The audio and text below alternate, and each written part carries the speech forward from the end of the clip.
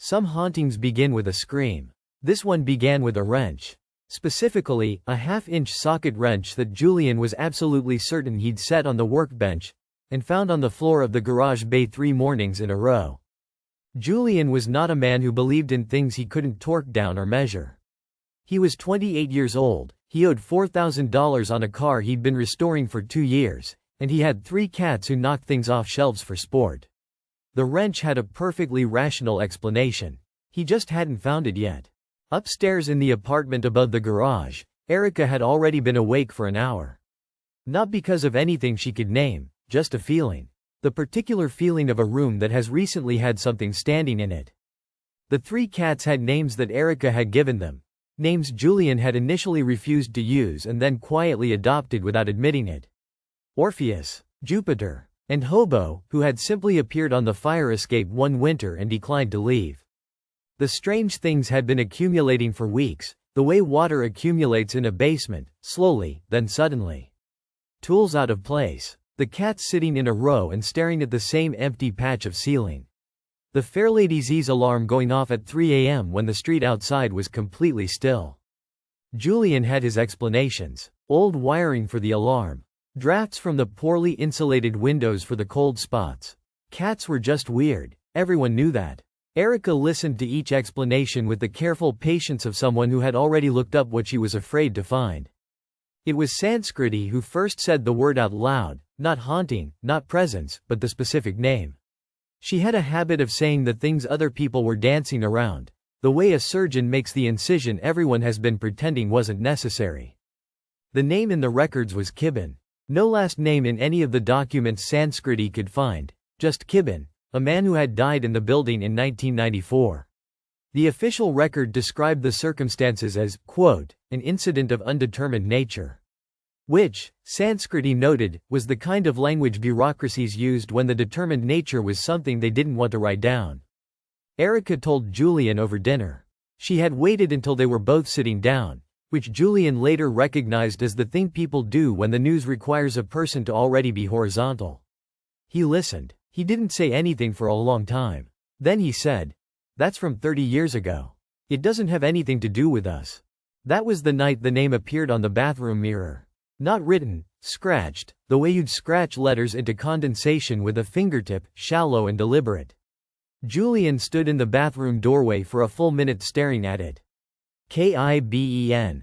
Steam from Erica's shower still in the air. All 3 cats lined up in the hallway behind him, and not one of them willing to cross the threshold. After that, things moved faster. The haunting, if that was the word, seemed to sense that it had been acknowledged, and acknowledgement, apparently, was what it had been waiting for. Ethan had been the one laughing 3 weeks earlier, good-naturedly, the way he laughed at everything, because Ethan processed anxiety by making it smaller. He stopped laughing after the night the Fairlady Z's engine started on its own and the radio said something that both of them heard and neither of them repeated aloud for 2 days. Hudson came over to prove it was a gas leak. He brought an actual carbon monoxide detector, which Erica thought was both logical and aggressively missing the point. He spent 3 hours in the apartment, found nothing, declared victory, and drove home. That night his phone sent Erica a 47-minute audio file it had apparently recorded on its own while sitting on the garage workbench after he left. Hudson sent the audio file at 1 a.m. with no message attached. Then he went quiet, which was its own kind of message, from a man who had an opinion on everything. Giselle arrived at Sanskriti's study on a Tuesday evening. She was the kind of woman who made a room rearrange itself around her without seeming to try. She already knew why she'd been called, and the fact that she already knew was its own quiet alarm. Giselle's connection was to the Voss house, a narrow craftsman 2 blocks over where the record suggested Kibben had lived before his death. She had grown up adjacent to that history. She chose her words about it with the care of someone who had spent years deciding which ones to keep. They went to the Voss house on a Thursday afternoon, Julian, Erica, Sanskriti, and Drea, with Giselle as guide and Jameson, who'd grown up on that street, waiting outside because he'd said simply, "I'll keep watch." No one asked what he was keeping watch for. The carvings beneath the grime were not decorative. Sanskriti photographed 46 individual symbols in the parlor floor alone, her voice going quieter with each one in a way that the rest of the group noticed but didn't comment on. The cold in the room had nothing to do with the season. It was July. It was Julian who saw it first, or thought he did. A shape at the far end of the hallway beyond the parlor, visible for approximately 2 seconds before it was not there. Tall, wrong proportions, a faint sickly yellow light where a face would be. He said nothing for a moment. Then he said, "We should go." They left. In the car on the way back, no one said what Julian had seen. Drea made one joke and let it die. Sanskriti sat in the back seat scrolling through her photographs with the screen brightness turned all the way down, as if she didn't want the images overheard.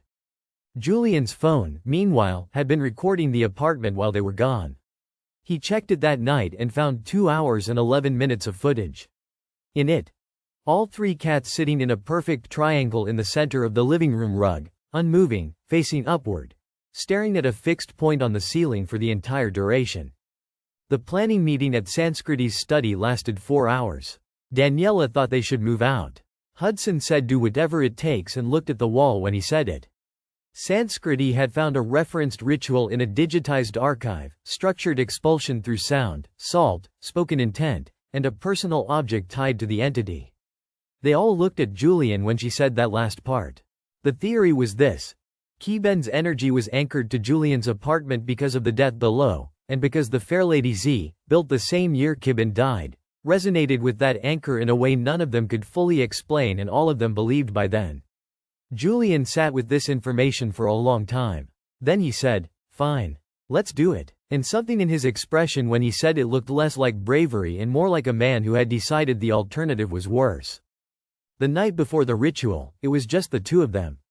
Takeout containers on the coffee table. Jupiter wedged between them on the leather couch like a warm gray buffer.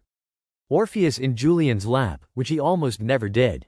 Hobo on the armrest, watching the front door with his mismatched eyes. Julian admitted he was more afraid than he was letting on. Erica said she knew. Then she admitted she was more afraid than she was letting on. Julian said he knew. They sat with that for a while. Outside, the street was quiet. Orpheus began to purr, which felt either like comfort or like something pretending to be comfort. By 2 a.m., Orpheus had moved to sit directly in front of the front door, staring at it. The apartment dropped in temperature. And then the hum began, low, sourceless, coming from everywhere and below, from the concrete and the walls themselves. Julian stood in the dark and listened to the hum for 4 minutes. Then he turned on the overhead light. The hum stopped instantly. Not fading, not trailing off, but cut. The way a voice cuts when it realizes it has been heard. He stood there a while longer. Then he went back to bed. He didn't sleep. The morning of the ritual, Julian was at the garage by 7. He didn't tell Dave why he needed the night, just said he had something personal. Dave looked at him for a long moment over his reading glasses, then handed him a coffee and said take whatever time you need, kid. Julian thinks about that a lot now. How ordinary kindness sounds when it's the last you'll receive. He spent 2 hours with the Fairlady Z not working on her, just checking things, tightening what didn't need tightening, running his thumb along the replaced black door panel where it met the original silver body. The car had 187,000 miles on it. He had documentation going back to the second owner.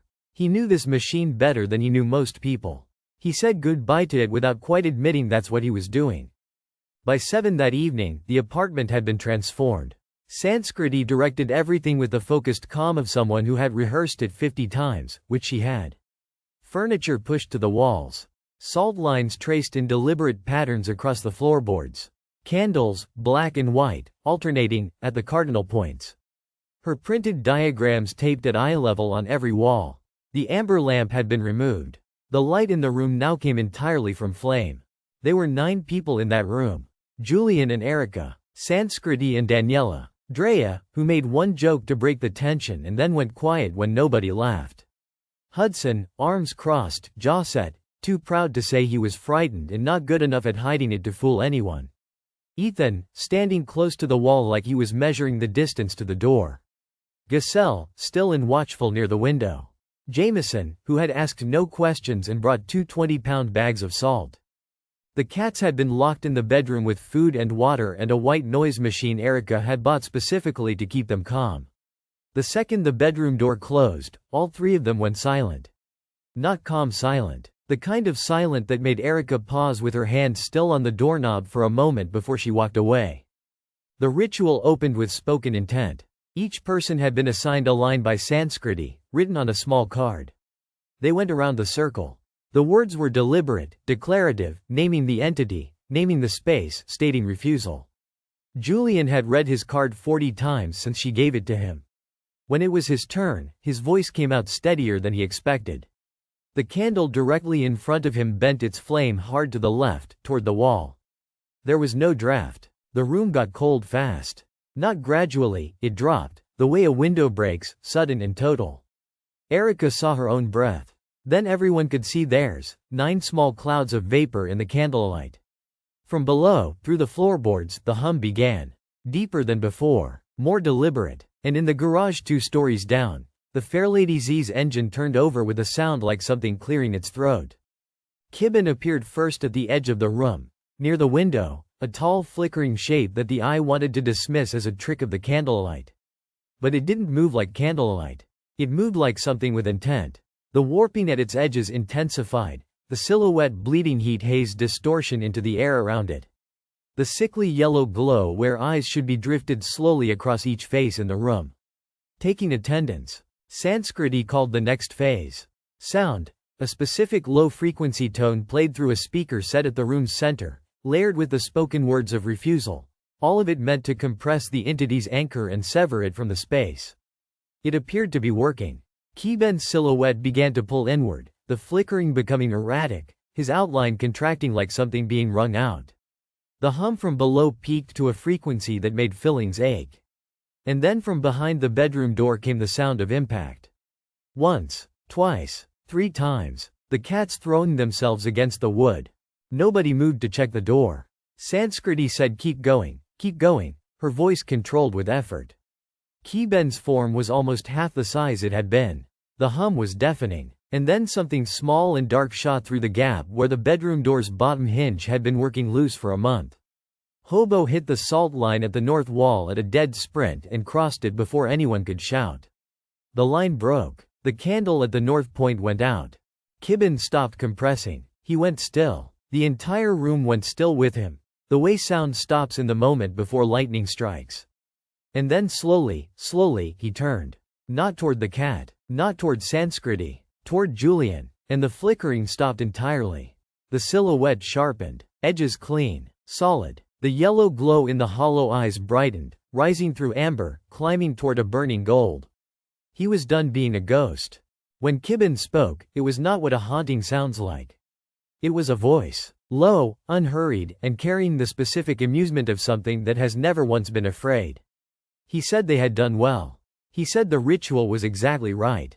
And he said that was the problem, because it was never an expulsion they had been building toward.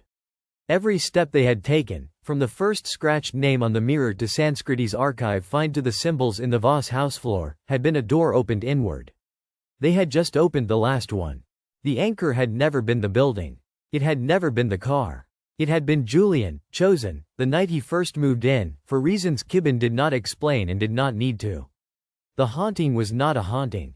It was a cultivation. The Fairlady Z resonating, the cat's unease, Hudson's audiophile, Gaselle's knowledge, Sanskriti's research, fed. Each of them fed exactly what they needed to believe and to act and to gather here tonight and complete what Kibben had been waiting 30 years to finish.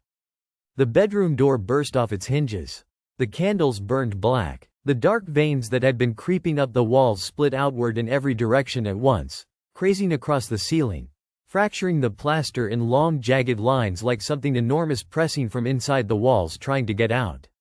Kibben's jaw unhinged, dropping to an angle that had no right to exist on anything that had ever been human. His fingers lengthened into black talons. He moved toward Jameson first. The narration will not linger here in the way disaster porn lingers. It will simply tell you what happened in the order it happened. Jameson, who asked no questions and brought 2 bags of salt and deserved better, went down at the north wall. Ethan, who had once laughed and stopped laughing and came anyway, went down near the kitchen. Gaselle, and this is the detail that stayed with Julian in the seconds he had left to think, turned to face Kibben at the end with an expression that looked, horribly, like recognition. Like she had known what his true face looked like from somewhere before. Drea went pulling Daniela toward the door. Hudson tried to put himself between Kibben and the room and was moved like he was made of paper. Sanskriti's last act was grabbing every paper from the table, an instinct, a researcher's instinct, before the table itself splintered. One by one the candles went dark. The apartment, which had smelled of motor oil and candle wax and takeout containers and cat fur, smelled of nothing. The room had been emptied of something more than people. Julian grabbed Erica's hand and ran for the stairs. Not brave, not heroic, just running, because the body does that when the mind has nothing left. They hit the garage floor at a sprint and Julian went for the Fairlady Z out of pure muscle memory. Driver's door, key already in his hand, engine that he had rebuilt piece by piece. He turned the key. The engine that had started itself twice in 3 weeks, that had rumbled to life alone not 30 minutes ago, did nothing. The car sat silent under the fluorescent flicker. Not broken, just done. Julian heard Erica say his name. Once. He turned, and Kibben was standing at the base of the stairs from the apartment, filling the doorframe in a way that a human body simply cannot fill a doorframe, burning amber eyes moving between them with something that was not hunger. Something slower and more specific than hunger. Something like completion. Julian did not look away from Erica's face until he couldn't. The garage was quiet after. The fluorescent lights clicked and buzzed their long, slow dying. The Fairlady Z sat with its hood still propped open, patient as it had always been. The salt upstairs was scattered. The diagrams were ash. The apartment above was empty of everyone who had come to it with intention and hope and the flawed human certainty that a problem identified as a problem solvable. The garage smelled of oil and concrete and nothing else. Orpheus walked out of the shadows at the far end of the bay. Not hurrying, he moved the way he always moved, with the composed and watchful patience of a creature that had decided long ago that most things were beneath urgency. He crossed the oil-stained floor and sat down in front of Kibben, who had not moved from the center of the bay. Amber eyes meeting amber eyes. The cat's red collar glinted once in the dying light. From the shadows behind the Fairlady Z, Jupiter emerged, slow, wide, deliberate, bell on his blue collar making no sound at all. Then Hobo, from the gap beneath the tool cabinet, white chest patch catching the last of the light. They moved without apparent communication and sat on either side of Orpheus. 3 cats in a triangle on the garage floor, facing the demon. Watching him, unbothered. The same way they had watched the ceiling for 2 hours 3 weeks ago when this had all been something the humans still believed they could understand. Kibben crouched. He regarded the 3 cats for a long moment, the kind of moment that has weight and no explanation. Then he stood. And he smiled, with a face full of wrong angles and too many edges, the expression of something that has never needed to hurry because patience is the only currency it has ever spent. The fluorescent light above the bay gave one last long buzz. And went out. Kibben had first chosen Julian on a Tuesday night in early spring, 7 years ago, when Julian moved 2 duffel bags and a box of car manuals into the apartment above the garage and thought the place just needed a good airing out. He had been patient for 30 years before that. He could be patient for 30 more. The lights were out. The garage was quiet. The Fairlady Z sat with its hood still open, waiting for work that would not come.